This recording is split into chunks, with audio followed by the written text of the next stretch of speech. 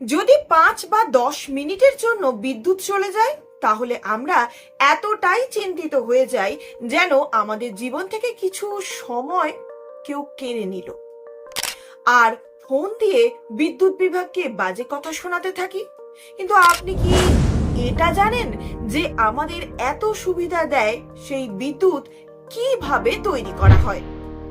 যদি না জেনে থাকেন কিছু সময় আপনি আমাদের সঙ্গে থাকুন আর অবশ্যই এই ভিডিওটা শেষ পর্যন্ত দেখুন, কারণ আজকের ভিডিওতে আমরা জানবো কিভাবে কয়লা থেকে বিদ্যুৎ উৎপন্ন হয়। বিদ্যুৎ উৎপন্ন করতে ভারতের যে জিনিসটা সব থেকে বেশি ব্যবহার করা হয় সেটা হলো কয়লা। বিদ্যুৎ উৎপন্ন করতে হলে বড় বড় পাওয়ার প্ল্যান্ট তৈরি করতে হয়, যার জন্য বিস্তৃত জমির প্রয়োজন পড়ে, যেখানে জল নিষ্কাশনের জন্য একটি ক্লিনিং চেম্বার বসানো হয়। সাধারণত এই প্ল্যান্টকে তৈরি করতে প্রায় 2 কিলোমিটার জায়গা প্রয়োজন পড়ে, আর এর প্রায় অনেকটা জায়গায় কয়লা সংরক্ষণ করতে কাজে লাগে। আসলে এই কাজের জন্য কয়লা কেন এত গুরুত্বপূর্ণ তা কি জানেন? সেটাই এখন জানবো, চলুন। আসলে এই সব প্ল্যান্টে কয়লার মাধ্যমে বিদ্যুৎ উৎপন্ন করা হয়। সেখানে প্রায় 1.5 মিলিয়ন কয়লা মজুত করে রাখা হয়, যা প্রায় 30 দিন বিদ্যুৎ উৎপন্ন করতে পারবে। আর এর প্রধান কারণও আছে, যাতে বিদ্যুতের ঘাটতি না হয় কয়লার জন্য, কারণ বিদ্যুৎ তৈরিতে মেন উপাদান হলো কয়লা। সবার প্রথমে রেলগাড়ি করে কয়লা প্ল্যান্টে নিয়ে আসা হয়। তারপর রেলগাড়ি থেকে ওই কয়লা বার করে ছোট ছোট গাড়ি করে কয়লা নিয়ে যাওয়া হয় সংরক্ষিত কয়লা রাখার জায়গায়, অথবা যাকে বলা হয় কোল ইয়ার্ড। এইবার সেখানে এই কয়লা সংরক্ষণ করা হয়। যেহেতু কয়লায় গরমে আগুন জ্বলে যেতে পারে এবং কয়লা অনেকদিন থাকলে তা শুকনো হয়ে গুঁড়ো হয়ে যায়, যা চারপাশে উড়তে থাকে, তাই কয়লাগুলোকে ভিজিয়ে নেওয়া হয় প্রথমে। এইবার এই কয়লাগুলোকে আধুনিক পদ্ধতিতে কনভেয়ার বেল্টের মাধ্যমে নিয়ে যাওয়া হয়। এরপর কয়লাগুলো গুঁড়ো গুঁড়ো করে নেওয়া হয়, যাতে কয়লার মধ্যে ধুলো আলাদা করা যায় আর কয়লার সারফেস এরিয়া অনেকটা গুণগত হয়। এরপর এই ব্ল্যাক পাউডার কয়লাকে বয়লারের মধ্যে কনভেয়ারের মাধ্যমে ফেলা হয়, যাতে সহজেই আগুন ধরতে পারে।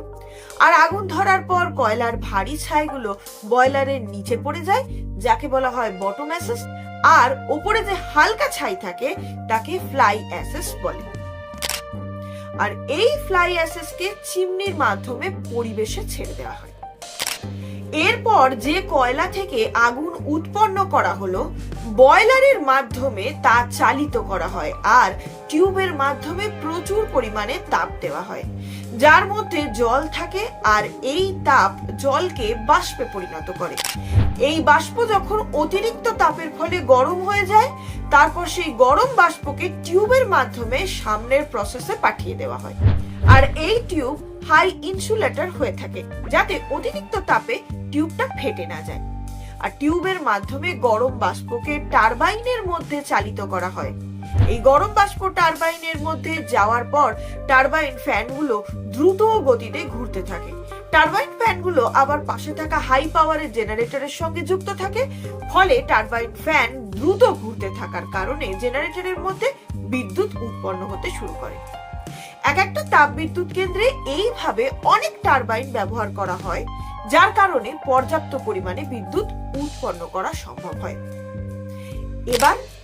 এরপরে উৎপন্ন ওই বিদ্যুতের ভোল্টেজকে পাওয়ার স্টেপ আপ ট্রান্সফরমারের মাধ্যমে হাই ভোল্টেজে ট্রান্সফর্ম করা হয়।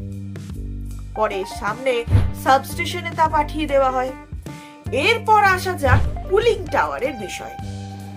টারবাইনে ব্যবহারের পর জলীয় বাষ্পের চাপ যখন একেবারে কমে যায়, তখন ওই জলীয় বাষ্পকে নিয়ে চলে আসা হয় কুলিং টাওয়ারে, যেখানে সেই জলীয় বাষ্পকে ঠান্ডা করে আবার জলে পরিণত করা হয়। আবার সেই জলকে রিইউজ করে বয়লারের মধ্যে পাঠানো হয়। তবে দেখেছি এই সব পাওয়ার প্ল্যান্টে প্রচুর পরিমাণে কার্বন নিঃসরণ হওয়ার ফলে বায়ু দূষণের একটা আশঙ্কা থাকে, যা আমাদের প্রকৃতিকে দূষিত করছে। তাই বিজ্ঞানীরা নবায়নযোগ্য শক্তির দিকে নজর দিচ্ছেন, যেমন ধরুন জলবিদ্যুৎ, সৌরশক্তি, এইভাবে কয়লা থেকে বিদ্যুৎ উৎপাদন যা হয়, যা আমাদের দৈনন্দিন জীবনে অপরিহার্য। তবে পরিবেশ সুরক্ষার জন্য আমাদের নবায়নযোগ্য শক্তির দিকেও মনোযোগ দিতে হবে। তাহলে ভিডিও কেমন লাগলো লাইক কমেন্ট করে জানাবেন অবশ্যই, আর নতুন হলে সাবস্ক্রাইব করবেন আমাদের চ্যানেলটি। ধন্যবাদ সকলকে।